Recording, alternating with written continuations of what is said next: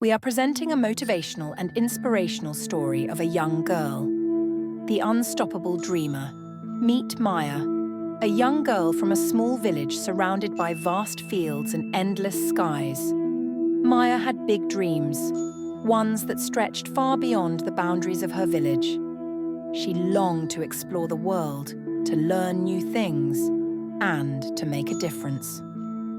Despite the doubts and discouragement from those around her, Maya refused to give up on her dreams.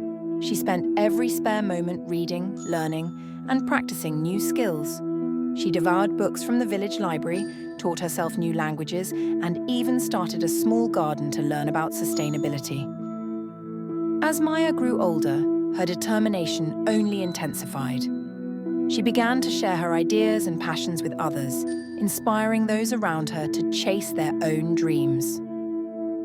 Soon, the entire village was transformed, with new initiatives and projects sprouting up left and right. Maya's unstoppable spirit had created a ripple effect, spreading hope and motivation to all those around her.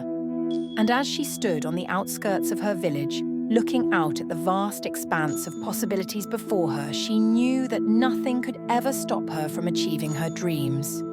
You and me should also be like Maya, the unstoppable dreamer. The end.